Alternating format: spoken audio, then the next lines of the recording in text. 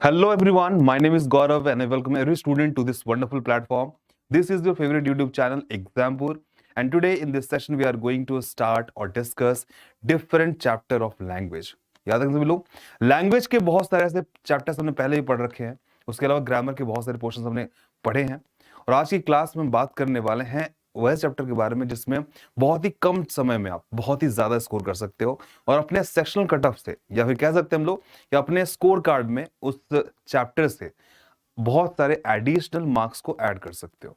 तो बिना देरी किए चलिए शुरू करते हैं इस क्लास को और फटाफट इस क्लास को ले चलते हैं हम सभी लोग प्रैक्टिस के सेशन में, जहां पे बहुत सारे क्वेश्चंस होंगे, उसके ऊपर ग्रामर के बहुत सारे लैंग्वेज के बहुत सारे वोकैबुलरी के रूल्स को अप्लाई करने वाले हैं। तो लेट्स स्टार्ट विद आज का जो टॉपिक है वो है फिलर्स। तो फिलर्स का मतलब क्या होता है? फिलर्स का मतलब है ये एक सेंटेंस होता है दिया हुआ एग्जामिनेशन में, क्वेश्चंस में एक सेंटेंस होगा, उसमें एक ब्लैंक होगा, उस ब्लैंक को फिल करना होगा, जिसको आप लोग फिल इन द ब्लैंक के नाम से जानते हो। यहां पे एक और क्वेश्चन होता है, एक कंफ्यूजन क्रिएट होता है कि सर बच्चों को पता ही नहीं होता कि क्लोज टेस्ट और फिलर्स में डिफरेंस क्या है। बहुत लोगों को पता होगा, आई एम श्योर, लेकिन बहुत लोगों को नहीं पता होगा। तो मैं बता दूं सभी को कि दोनों का डिफरेंस बहुत सिंपल सा है। अगर हम बात करें क्लोज टेस्ट की, इसके अंदर क्या होता है, एक पूरा का पूरा पैराग्राफ होता है। क्या होता है? इसके अंदर पूरा का पूरा एक पैराग्राफ होता है और उसके अंदर कुछ ब्लैंक्स दिए होते हैं। ठीक है, उसके अंदर कुछ ब्लैंक्स दिए होते हैं और सबकी नंबरिंग की गई होती है ना। अब हर नंबर के ऊपर कुछ ऑप्शंस दिए होते हैं। जैसे फर्स्ट के अंदर 4 ऑप्शंस होंगे, सेकंड के अंदर 4 ऑप्शंस होंगे और आपको ये पता लगाना है कि फर्स्ट ब्लैंक में इन सारे ऑप्शन में से कौन सा बेस्ट है या कह सकते हैं मोस्ट एप्रोप्रिएट है। उसी तरह से अगर हम बात करें फिलर्स की, तो फिलर्स में क्या होता है, एक पैराग्राफ ना देकर एक लाइन होता है, एक सेंटेंस होता है, उसके अंदर कहीं एक ब्लैंक होता है और आपको उस ब्लैंक के ऊपर 4 ऑप्शंस दिए होते हैं। ठीक है, और उन्हीं ऑप्शंस में से चूज करना है बेस्ट और we can say most appropriate, और जो यहाँ पे बेस्ट आपको लगता है वो क्या होगा, यहाँ पे फिल हो जाएगा।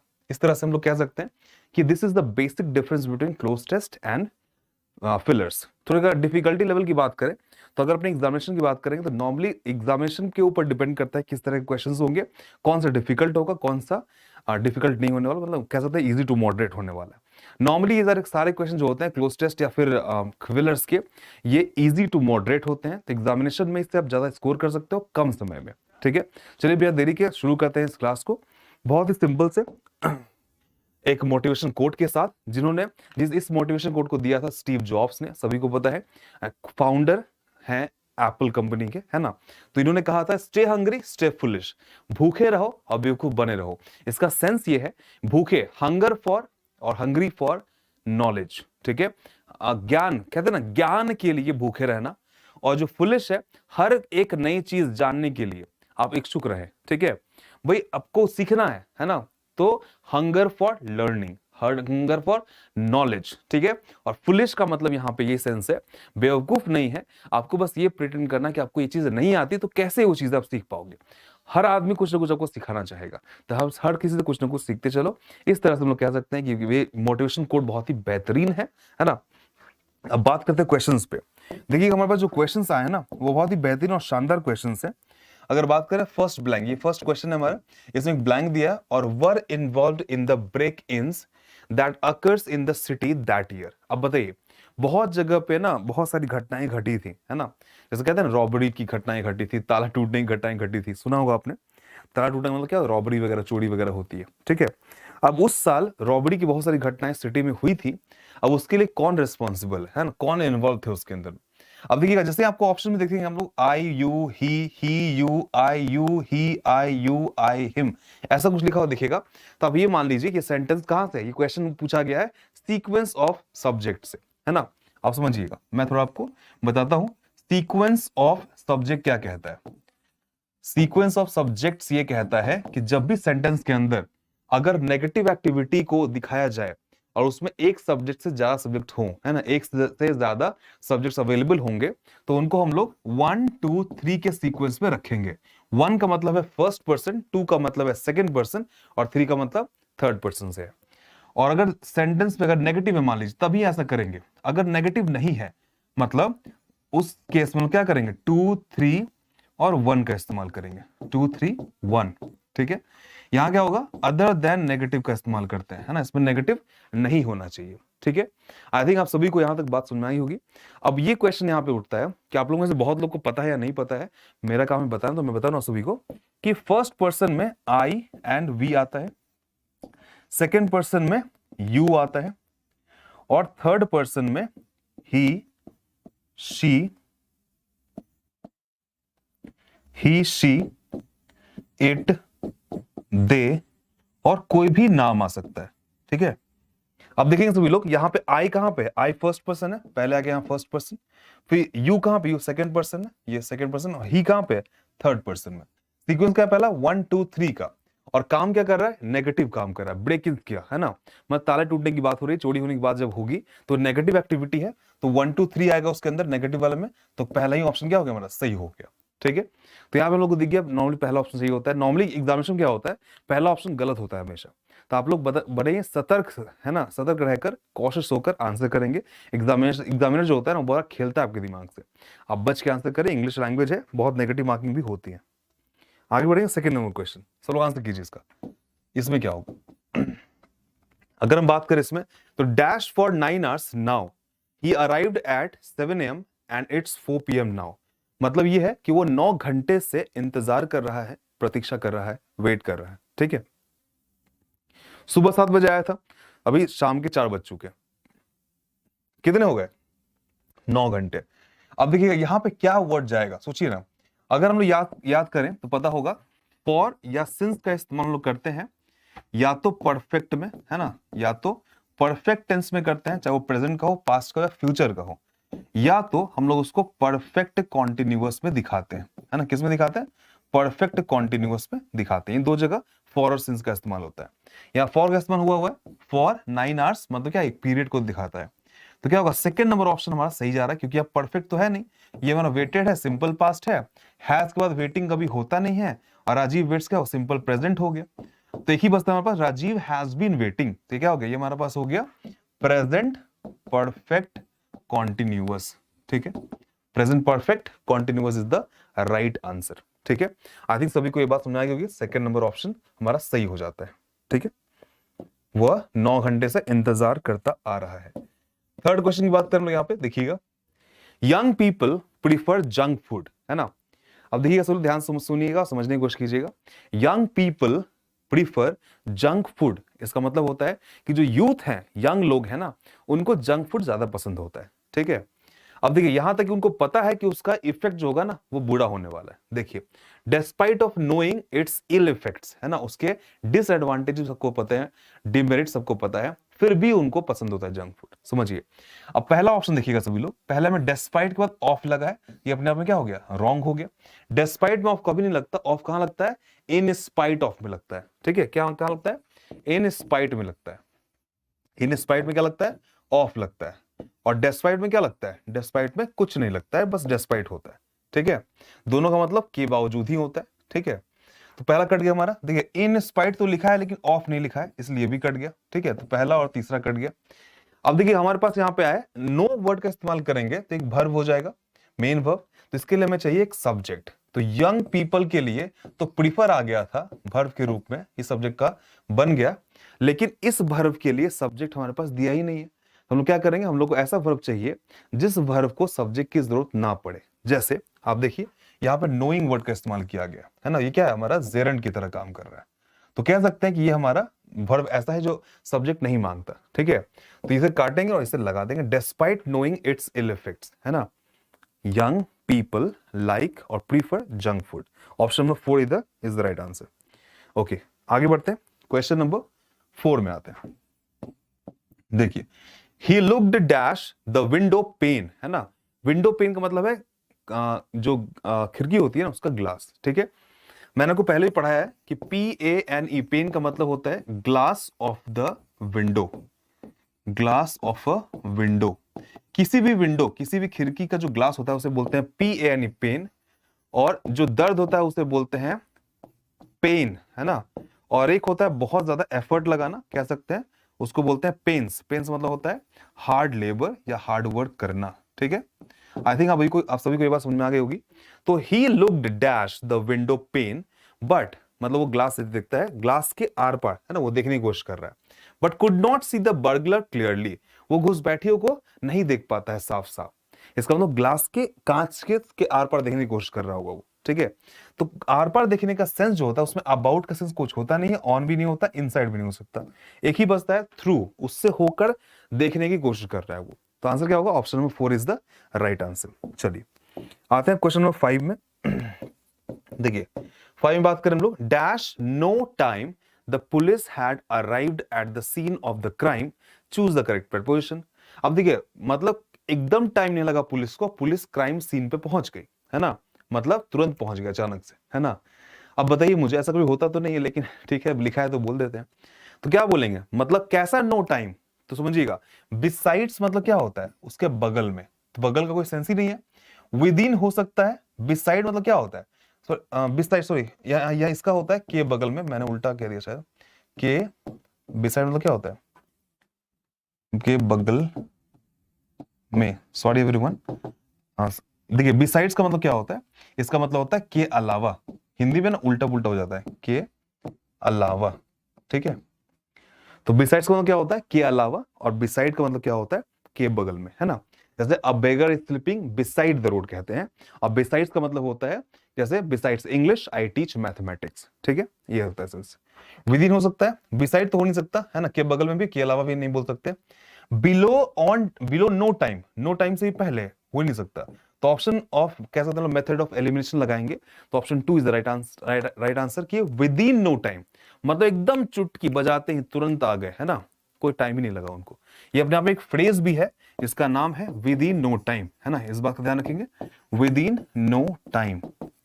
चलिए ये हमारा ये भी आंसर मिल गया सेकंड नंबर में 5 का। अब आते हैं जरा 6 नंबर में। 6 में क्या होगा, she can identify the boy dash has broken the window pin, window pin मतलब क्या हो गया, कांच, है ना, ग्लास जो है उसका, खिड़की का जो कांच है उसके बारे में बात हो रही, ठीक है। तो she can identify the boy dash has broken the window pin. अब देखिएगा who has broken the window pin, that has broken the window pin, दोस्त हो नहीं सकता, हुम हो नहीं सकता, ये ऑब्जेक्ट है इसलिए ये नहीं हो सकता, और दोस्त आता है प्लूरल के लिए, ये भी नहीं हो सकता। बचता है दैट और हु। भाई बताइए मुझे, दैट के लिए कुछ स्पेसिफिक वर्ड की जरूरत पड़ती है, जैसे only, the same, a few, ऐसा कोई भी वर्ड है क्या यहाँ पे, नहीं लिखा हुआ है, स्पेसिफिक वर्ड नहीं है, इसका आंसर हम लोग क्या बोलेंगे, हु को यहाँ पे मार्क कर देंगे राइट आंसर, और दैट को काट देंगे। तो आंसर क्या मिला हम सभी को, option number 1 is the right answer of question number 6। अब बात करते हैं 7 की। उसके पहले सभी को बता दूं कि जितने भी स्टूडेंट्स हैं इन्होंने अभी तक एग्जाम्पल का ऑफिशियल एप्लीकेशन डाउनलोड नहीं किया है, फटाफट डाउनलोड कर लीजिए।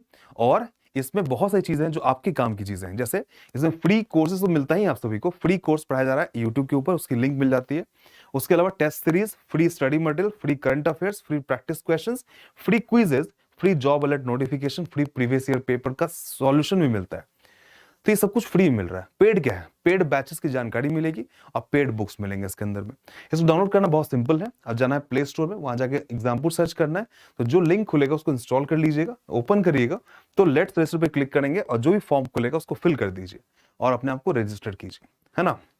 और एक और बहुत ही अच्छी बात है आप सभी के लिए, मैं बता दूं, जितने भी क्लास में स्टूडेंट्स हैं इस बात का ध्यान रखिएगा कि अभी ये जो दिवाली का मौका है ना, दिवाली में भी आपको खाली हाथ एग्जाम्पल नहीं जाने दे रहा है। जो भी स्टूडेंट ऐसे हैं जो अभी तक पुराने ऑफर्स में, है ना, अभी तक पुराने ऑफर्स में दिवाली के ऑफर का फायदा, मतलब अभी तक ऑफर में 75% डिस्काउंट का फायदा उठा नहीं पाए थे, उनके लिए एक आखिरी मौका फिर से आ चुका है दिवाली को लेकर। क्या करेंगे, दिवाली में अभी तक जिन्होंने नहीं लिया दिवाली में ले लीजिए, इस ऑफर में 75% का डिस्काउंट मिलेगा आप सभी को, ठीक है। एक बार मैं सभी को दिखा देता हूं, है ना, एक बार ध्यान देंगे सभी लोग। जब तक आप लोग अगला क्वेश्चन सॉल्व करेंगे तब तक मैं आपको दिखाता हूं, पहले क्वेश्चन सॉल्व कीजिए फटाफट सभी लोग, जल्दी।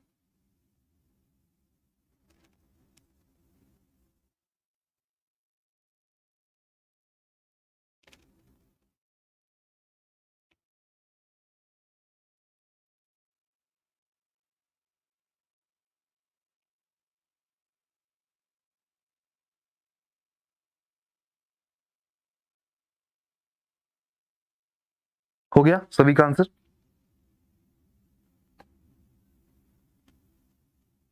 सभी ध्यान से देखिएगा, इसमें क्या, इसके अंदर क्या एरर है वो मैं सबको बता रहा हूं, ठीक है।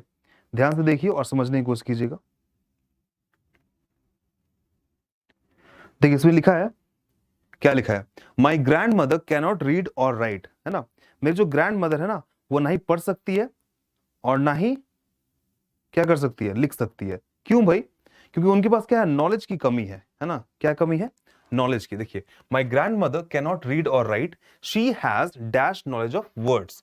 पता है कितना नॉलेज उनके पास है? अगर हम बोलेंगे अ लिटिल, है ना, अगर हम बोल दें यहाँ पे अ लिटिल या द लिटिल, मतलब कुछ ना कुछ तो नॉलेज है, उससे कुछ ना कुछ तो वो कर ही लेती। लेकिन इतना नॉलेज नहीं है कि वो लिख सके या फिर पढ़ सके। इसका मतलब उनके पास लिटिल नॉलेज है, मतलब नहीं है, zero, equal to zero, equal to zero कह सकते हैं, है ना, एकदम नहीं के बराबर। तो कह सकते हैं हमारा सिंपल आंसर इसमें था ऑप्शन नंबर 3। फ्यू तो कभी हो ही नहीं सकता क्योंकि ये अनकाउंटेबल है नॉलेज, और यहाँ पे फ्यू किसके लिए आता है, काउंटेबल के लिए। आगे चलेंगे, देखिए, और सभी लोग को एक और बात बता दूं मैं, देखिए ध्यान से, कि आप सभी के लिए एग्जाम्पल जो लाया है ना ऑफर, उसके बारे में थोड़ा मैं आपको बताता हूँ। ठीक है, ध्यान से देखिएगा सभी लोग और समझने की कोशिश कीजिएगा कितना बेहतरीन ये ऑफर है। आप सभी को मजा आ जाएगा देखकर। देखिए ये जो ऑफर है दिवाली धमाका, आप सभी को दिख रहा होगा।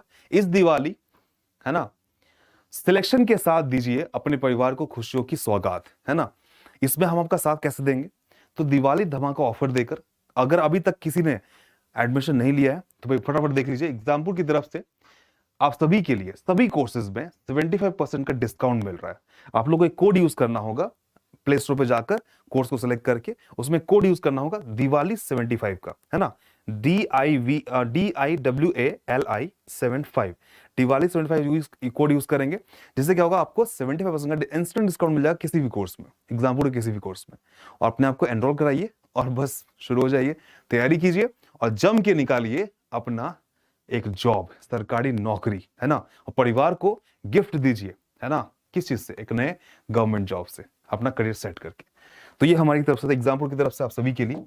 उम्मीद करता हूं सबको पसंद भी आया होगा। बहुत लोग वेट कर रहे थे कि सर ऑफर निकल गया, नहीं ले पाए। बहुत लोग बोल भी रहे थे हम लोगों को, सर अपनी तरफ से कुछ दिलवा दीजिए ना सर, ऐसा बोल रहे, फोन करके बोल रहे थे, बहुत लोग मैसेज कर रहे थे। तो मैं बता दूं भाई, अब तो मौका है तो ले लो, ठीक है, ये आखिरी होगा, उसके बाद नहीं कर पाऊंगा मैं, ठीक है। तो ये आंसर हो गया हमारा, आगे बढ़ते हैं।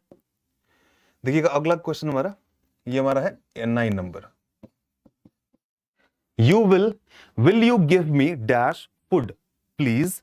तो क्या होगा बताइए, अगर कोई मांग रहा है खाना तो क्या एनी मांग रहा होगा? एनी अपने आप में नेगेटिव होता है ना।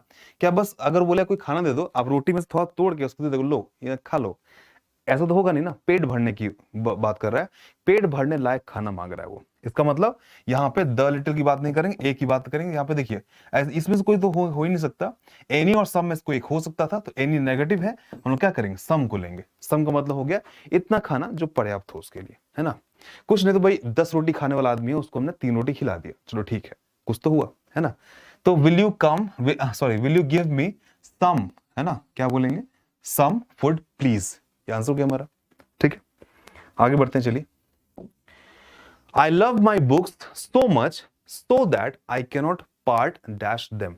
इसका आंसर क्या होगा? क्वेश्चन नंबर 10 में आ चुके हैं हम लोग, बताइए। आई लव माई बुक्स, इतना ज्यादा प्यार करता हूं बुक से, सो दैट कि आई कैनॉट पार्ट, मैं उनसे अलग नहीं हो सकता, है ना। अब अलग नहीं होने के लिए पार्ट वर्ड यूज किया गया है, एक बहुत ही बेहतरीन वर्ड है पार्टेड, है ना।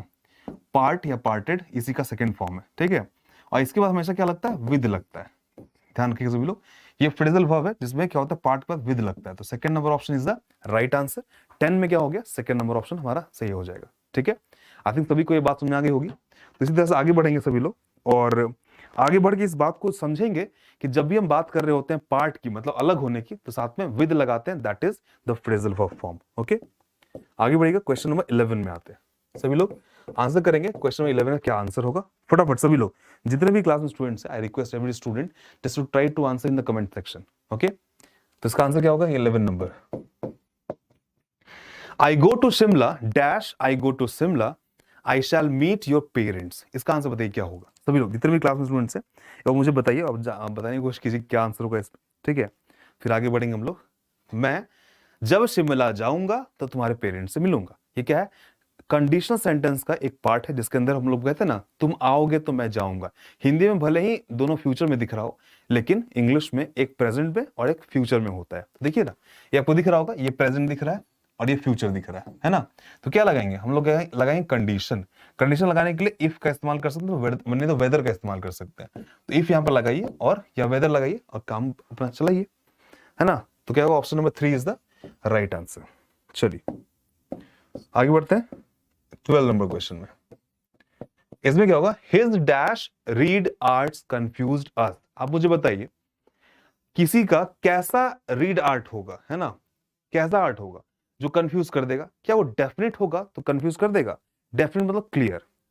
तो अगर कुछ चीजें क्लियर हैं, डेफिनेट है, तो कंफ्यूज कर सकता है क्या, तो नहीं कर सकता। तो आंसर यहां नहीं होगा, तो इसीलिए डेफिनेट ना हो। इनडिसाइसिव होगा तो थोड़ा कर सकता है, लेकिन एंग्शियस होगा इसका कोई सेंस नहीं बनता है, ठीक है। वेग का मतलब होता है अनक्लियर, है ना। अगर कोई चीज अनक्लियर है तभी ना वो कंफ्यूज करेगी। तो हमारे पास इनडिसिसिव था, मतलब जिसमें डिसीजन लेने लायक ना हो, ठीक है, डिसीजन ना ले सके, ठीक है। डिसिसिव का मतलब होता है डिसीजन लेने लायक, इनडिसिसिव का मतलब होगा डिसीजन नहीं लेने लायक, ठीक है। तो आंसर क्या होगा उसमें, option number 2 is the right answer. वेग मतलब अनक्लियर, तो उनका अनक्लियर आर्ट जो था ना वो बड़ा कंफ्यूज कर दिया। तो ऑप्शन नंबर 2। आगे बढ़े क्वेश्चन नंबर 13 में आते हैं। देखिए सभी लोग, we don't know the reason dash his failure. इसका आंसर क्या होगा, सभी बताएंगे मुझे फटाफट, सभी लोग जितने भी क्लास में स्टूडेंट्स हैं बताइए।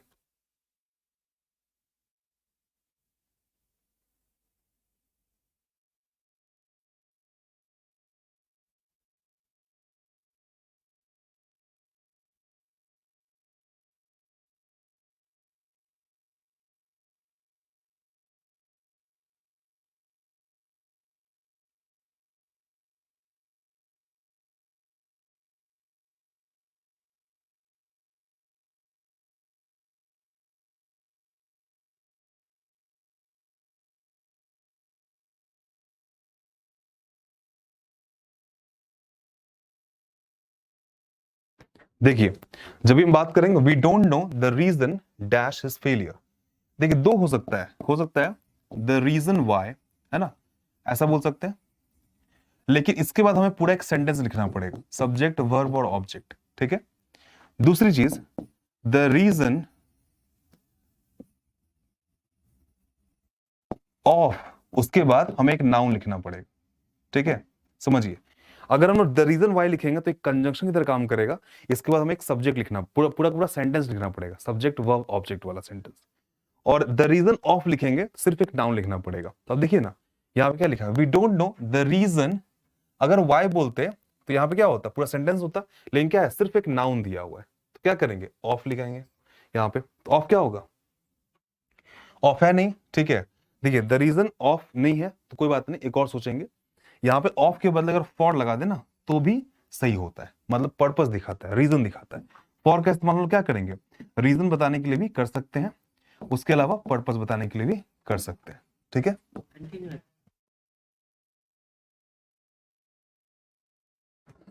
तो देखिएगा इसमें क्या होगा, द रीजन फॉर ले लेंगे। देखिए हमने क्या सीखा यहाँ पे, हमने जो पढ़ा है उसको तो रखेंगे ही दिमाग में, उसके अलावा देखेंगे बेस्ट ऑप्शन क्या है, मतलब one of the best options will be the answer. हमने क्या सीखा यहाँ से, नॉलेज भी है, लेकिन ऑप्शन में जो बेस्ट होगा उसके अकॉर्डिंग मार्क करेंगे। ऐसा नहीं कि रिजिड हो जाएंगे, नहीं ऑफ होता है, ऑफ होता है, ऑफ होता है, ऑफ क्यों नहीं है, आंसर गलत है, ऑप्शन गलत है, ऐसा नहीं करेंगे। जो बेस्ट आपको लगा उसको मार्क कीजिए, वहां से निकलिए, ठीक है। चलिए आगे बढ़ते हैं, क्वेश्चन नंबर 14 में आते हैं। चलिए, the robbers are sharing the money among dash. Robbers जो है ना पैसे शेयर कर रहे थे, किसके बीच में, खुद के, एक दूसरे के बीच में क्या कर रहे होंगे, शेयर कर रहे होंगे। तो बताएंगे सभी लोग क्या होगा इसका आंसर, सभी बताएंगे इसका क्या आंसर होगा। तो ये उम्मीद करता हूं मैं सभी को ये बात समझ आ रही होगी किस तरह से काम कर रहा है। The robbers are sharing the money among, ठीक है। अब देखिएगा बात हो रही है रॉबर्स की, ना कि मेरी। अगर मैं इन्वॉल्व होता तो बोलता वी द रॉबर्स, मतलब मैं, हम रॉबर्स, मतलब उसमें मैं भी इन्वॉल्व होता। तो क्या करते हैं हम लोग वैसे केस में, बोलते आरसेल्व्स, लेकिन मैं इन्वॉल्व नहीं हूं इसमें, बस बोल रहा रॉबर्ट्स, मतलब किसी के बारे में कह रहा है, उन लोगों के बारे में बात हो रही है। तो क्या होगा, ये आंसर नहीं हो सकता। देयर सेल्फ जैसा कोई वर्ड ही नहीं होता है ना। तो हिमसेल्फ को एक तो है नहीं, रॉबर्ट्स लिखा है, इसको ये भी नहीं हो सकता। और इसके लिए क्या बैठेगा, एक ही बचा देमसेल्व्स। ध्यान रखिए सभी लोग, ये छोटी मोटी ऐसी एरर्स है ना जो आप सभी को बड़े बड़े एग्जाम में एक एक मार्क्स दिलवा सकती है, ठीक है। मैंने देखा है कि कुछ एग्जाम में भी मैं देख रहा हूँ कंटिन्यूअसली कि क्या हो रहा है कि बड़े एग्जाम्स में प्री की बात करें तो उसमें क्या हो रहा है, ऐसे क्वेश्चंस आ रहे हैं एग्जामिनेशन में और आप लोग फटाफट 5 मिनट के अंदर 10 मार्क्स आराम से गेन कर सकते हो। तो मैं आप सभी के लिए इसी तरह क्वेश्चन लेकर आया हूं ताकि आप लोग फटाफट इस पे काम करो और निकालो भी मार्क्स, है ना, कट ऑफ क्लियर करो। आगे बढ़ेंगे, क्वेश्चन नंबर 15 में आते हैं। क्या होगा आंसर बताइए। ही dash the ground before the match started, है ना, वो क्या किया, ग्राउंड को कुछ किया मैच स्टार्ट होने से पहले। तो ऑप्शन पढ़ते हैं तो समझ में आता है क्लीन क्लीन क्लीन क्लीन बोल रहा है ना, क्लीनिंग वगैरह बोल रहा है, मतलब साफ करने की बात कह रहा है, ठीक है। तो उसने मैच को स्टार्ट होने से पहले ग्राउंड को क्लियर कर दिया, है ना, मतलब क्लीन कर दिया। अब देखिएगा यहां कैसे आंसर करेंगे, आप सभी लोग कमेंट बॉक्स में आंसर करते चलिए, मैं आपको बता रहा हूं तरीका कैसे इसका आंसर करेंगे, ठीक है। अगर आपको लगता है कि मैं बहुत फास्ट आंसर कर रहा हूं तो आप वीडियो को रोक सकते हो, पॉज कर सकते हो, फिर आप आंसर कर सकते हो, ठीक है। देखिएगा ही, अब देखिए यहां पे क्या स्टार्टेड लिखा हुआ है, द मैच स्टार्टेड मतलब वर्ब की सेकंड फॉर्म है, मतलब पास्ट है। सेंटेंस पास्ट में ही हम लोग को एक इंडिकेशन मिल गया, तो हम लोग प्रेजेंट वाले को काट देंगे, तो हैज प्रेजेंट है, इज प्रेजेंट काट देंगे, है ना। तो एक ही बचता है हमारे पास हैड, है ना, हैड के बाद V3 है क्या, तो हाँ वर्ब की थर्ड फॉर्म है, मतलब ये परफेक्ट फॉर्म हो गया, पास्ट परफेक्ट, तो एकदम सही पार्ट हो गया। तो क्या करेंगे, फर्स्ट में लिखेंगे he had cleaned the ground before the match started is the right answer. I think सभी को ये बात क्लियरली समझ में आ गई होगी, तो first option is the right answer. I hope आप सभी के आंसर भी सही सही आ रहे हैं, ठीक है एवरीवन। मुझे एक्चुअली नंबर ऑफ क्वेश्चन ज्यादा करवाने हैं, इस कारण से मैं बहुत ही स्लो नहीं चल रहा, या फिर मैं मौका ऐसा नहीं कि कम दे रहा हूं सभी को, ये बहुत ही सिंपल सिंपल क्वेश्चन है, मैं कमेंट्स बहुत ज्यादा नहीं पढ़ पा रहा, मैं बस ये चाहता हूं आप लोग कोई डाउट होंगे तो जरूर लिखिएगा, उसमें पूछिएगा, मैं ट्राई करूंगा पढ़ने का, लेकिन अगर छूट गया ना तो आप लोग माफ कीजिएगा, मैं बस ट्राई कर रहा हूं कि इजी क्वेश्चन है ना तो थोड़ा फास्ट निकालता हूं, है ना, ताकि ज्यादा क्वेश्चन कवर अप कर सकूं, ठीक है। कम से कम 20 करना चाहता हूं इस क्लास में, ठीक है। आगे देखिए, around 40% dash Indian couples were affected dash in fertility. अब देखिए टोटल इंडियन कपल जितने भी हैं, मतलब इंडिया में जितने भी कपल्स हैं, उसका 14% किस चीज से अफेक्टेड है, प्रभावित है, तो भाई इनफर्टिलिटी से। आपको बताना है इसी चीज को, दो प्रेपोजिशन लगाना है इसमें। देखिए around 14% of Indian couples were affected, हम लोग को समझ में आ गया कि यहां पे ये हो गया सब्जेक्ट, ये हो गया हेल्पिंग वर्ब, और ये हो गया वर्ब की थर्ड फॉर्म, मतलब हेल्पिंग वर्ब साथ में वर्ब की थर्ड फॉर्म कब आती है, जब ये पैसिव वॉइस होता है। और पैसिव में क्या लगता है, बाय लगता है, किस चीज से अफेक्टेड है भाई, इनफर्टिलिटी से, ठीक है, मतलब बच्चे का जन्म ना होना, नहीं हो पाना, माँ का प्रेगनेंसी में प्रॉब्लम होना, उसको बोलते हैं इनफर्टिलिटी, ठीक है। अब समझिए, अब ये हो गया बाय, बाय से हमारे पास दो है, ठीक है। आप समझिएगा 14% ऑफ इंडियन कपल्स की बात कर रहे हैं, मतलब टोटल इंडियन कपल जितने भी होंगे, मान लीजिए 100 हैं, उसके 14% की बात करें तो ऐसे नहीं बोलते हैं 14 आउट ऑफ 100, ऐसे नहीं बोलते हैं 14 आउट ऑफ 100, मतलब 14 ऑफ 100, 14 ऑफ इंडियन कपल्स, मतलब around 14% of Indian couples were affected by infertility. Option number 3 is the right answer. I think आप सभी को ये बात समझ में आ गई होगी, डबल फिलर रहेगा तो और आसान हो जाएगा आपके लिए, ट्रिपल फिलर रहेगा और आसान हो जाएगा, ठीक है। बैंक वगैरह में ट्रिपल फिलर तो आता ही है। आगे चलते हैं, नेक्स्ट चलते हैं हमारा, ये कितना नंबर होगा, ये होगा हमारा 17 नंबर, 20 तक करेंगे फिर क्लास को ओवर करेंगे, ठीक है। चलिए, no sooner did she arrive dash they started laughing. अब ये हो गया फर्स्ट पार्ट हमारा। अब देखिए आप सभी को पता होगा, नो सूनर का एग्जांपल मैंने आप सभी को पढ़ा रखा है, ऐसा नहीं कि नहीं पढ़ा है। No sooner had did plus subject plus V1 V3 plus than plus subject verb object, है ना।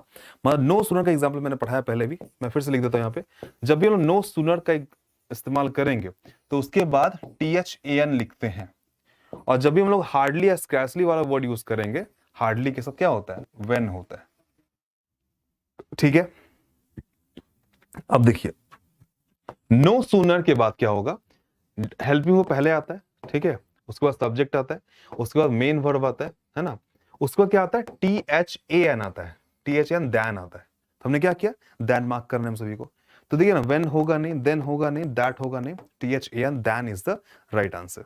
अगर वही यहाँ पे हार्डली होता, नो सूनर के बदले क्या होता, अगर मान लीजिए यहाँ पे क्या होता, हार्डली होता, तो हम लोग यहाँ पे क्या करते, व्हेन मार्क करते, ठीक है, इसके अकॉर्डिंग ये हो जाता। तो हमारा सेकंड नंबर ऑप्शन उस केस में सही होता। फिलहाल अभी फर्स्ट सही है, क्योंकि हमारे पास क्या है, हार्डली ना होके हमारे पास नो सूनर है। I hope everybody is clear. Okay, आगे चलेंगे।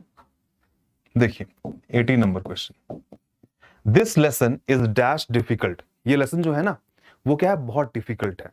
तो वे बहुत डिफिकल्ट बताने के लिए क्या करेंगे, टू डिफिकल्ट बोलेंगे, वेरी डिफिकल्ट बोलेंगे, द लिटिल डिफिकल्ट बोलेंगे, या मच डिफिकल्ट बोलेंगे। तो हमें क्या करना, हमें बताना है कि बहुत डिफिकल्ट है। अगर हम TOO2 का इस्तेमाल करें तो ये हो गया मोर देन रिक्वायर्ड। तो ऐसा नहीं है, मोर देन रिक्वायर्ड कोई सेंस ही नहीं दे रहा है। समझ रहे हैं सभी लोग, मतलब क्लर्क के एग्जाम में यूपीएससी का पेपर डाल देना, समझ रहे हैं जीके जीएस, मतलब एमटीएस के एग्जाम में ना यूपीएससी का जीके डाल देंगे तो क्या हो जाएगा, ये टू हो जाएगा, TOO वाला टू है ना, टू डिफिकल्ट। अब देखिए यहाँ पे टू का कोई सेंस नहीं बन रहा है, बस बोल रहा है कि डिफिकल्ट है, ये बताना है ना, बहुत डिफिकल्ट कहने का मतलब है। और द लिटिल का सेंस यहाँ पे जाता नहीं है, ठीक है, क्वांटिटी को दिखा नहीं रहा है, मच भी नहीं होगा, तो एक ही बचता है हमारे पास वेरी। वेरी सिंपल भाषा में कहता है बहुत ज्यादा, है ना, क्या है ये, बहुत डिफिकल्ट है। तो आंसर क्या होगा, option number 2 is the right answer. चलिए आगे बढ़े, 19 की बात कर रहे हैं। बहुत से ऐसे स्टूडेंट होंगे जो आए होंगे, क्लास देखे होंगे, सर भाग रहे हैं, वो भी भाग गए होंगे, निकल लिए। नहीं, ऐसा नहीं करना है, आप लोग समझना होगा थोड़ा कि सर जल्दी जा रहे हैं, इसका मतलब हम लोग को भी, हम लोग के लिए चैलेंज है, आप लोग चैलेंज तरह एक्सेप्ट कीजिए इस चीज को, है ना। चलिए, dash a student appears in the exam, है ना। अब देखिएगा सभी लोग ध्यान से सुनिए, डैश अ स्टूडेंट है ना, समझिए, अ स्टूडेंट है मतलब सिंगुलर है ये, है ना। मच हो नहीं सकता क्योंकि ये अनकाउंटेबल यूज होता है। फ्यू के बाद ए लगता नहीं है, ये भी नहीं हो सकता। टू मच तो हो ही नहीं सकता क्योंकि फिर से यहाँ पे काउंटेबल या अनकाउंटेबल के लिए होता है।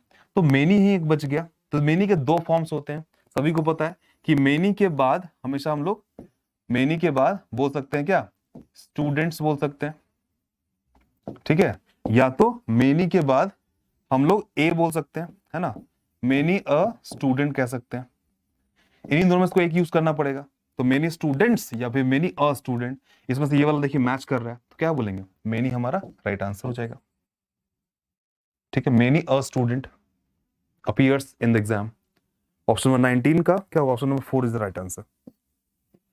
आते हैं आखिरी क्वेश्चन आज के 20 नंबर में, he came here dash day before. अभी मैं इसका राइट आंसर पढ़ देता आप में जो भी स्टूडेंट को दिक्कत हो रही है ना, आप द हिंदू के एडिटोरियल में, मेरी क्लास में, द हिंदू क्लास में जरूर आइए। मॉर्निंग में 7 बजे होती है, मैं बता रहा हूं सभी को, हर दिन सुबह 7 बजे आप सभी लोग आइए, जुड़िए, है ना। चैनल का नाम है बैंकपुर, है ना, क्या नाम है चैनल का, बैंकपुर नाम है। इसके ऊपर हर दिन 7 बजे होती है किसी क्लास, न्यूज पेपर्स पढ़ाऊंगा आपको इंग्लिश, है ना, द हिंदू की। इसके अंदर मैं पढ़ाऊंगा आप सभी को एडिटोरियल से वोकैबुलरी, लैंग्वेज और ग्रामर, तीनों चीजें, ठीक है। चलिए, he came here dash day before, मतलब कब वो आया। तो भैया देखिए ऑप्शन से लग रहा है कि सॉरी एक का सेंस है, मतलब वन का सेंस है, एक दिन पहले आया है। तो देखिए एन तो लगा नहीं सकते क्योंकि यहाँ पे डे लिखा हुआ है, किसी खास दिन के बारे में बात किया भी नहीं है, तो द भी नहीं लगा सकते। तो क्या बोलेंगे, ए अ डे बिफोर, मतलब he came here a day before, तो ए क्या होगा, यहाँ पे आ जाएगा। आई होप कि आप सभी को ये बात समझ आ गई अच्छे से। कोई दिक्कत होगी तो मुझसे पूछ सकते हैं आप सभी लोग, अगर किसी तरह कोई परेशानी है जरूर पूछिए, है ना, कमेंट बॉक्स में मैं रिप्लाई करूंगा। फिलहाल आज की क्लास यहीं पे रुकूंगा, दिवाली का टाइम चल रहा है, आप सभी को उम्मीद करता हूं कि दिवाली की बहुत बहुत शुभकामनाएं मिले, भगवान आप सभी को तरक्की दे, है ना, और आप सभी के घर में लक्ष्मी जी का वास हो, आपके करियर में चार चांद लग जाए, यही हमारी दुआ है। और मिलूंगा सभी से, इसी के साथ मैं विदा लेता हूं। याद रखिएगा 75% का जो डिस्काउंट है उसमें जितने लोग नहीं ले पाए वो सभी लोग ले लीजिए, अपने फ्रेंड सर्कल में सब जगह इसको सर्कुलेट कर दीजिए, हो सके तो इस वाले जो मैं 75% डिस्काउंट का जो पोस्टर था ना, उससे एक बार सभी लोग क्या कि स्क्रीनशॉट ले लीजिए उसका, स्क्रीनशॉट लेकर उसको शेयर कर दीजिए अपने फेसबुक पे, व्हाट्सएप पे, हर जगह जहां आप लोग कर सकते हो वहां पे शेयर कर दो, है ना। इससे क्या होगा, जो बच्चे को नहीं पता होगा ना उनको पता चल जाएगा, आप इनका इसका स्क्रीनशॉट लेकर शेयर कर सकते हो, ठीक। चलिए फिर मिलता हूं सभी से नेक्स्ट क्लास में, तब तक के लिए अपना ध्यान रखिए, सभी लोग पढ़ाई करते रहें। इसी के सेकंड पार्ट में मिलूंगा फिर आप सभी से, तब तक के लिए स्टे हेल्दी, स्टे सेफ, जय हिंद।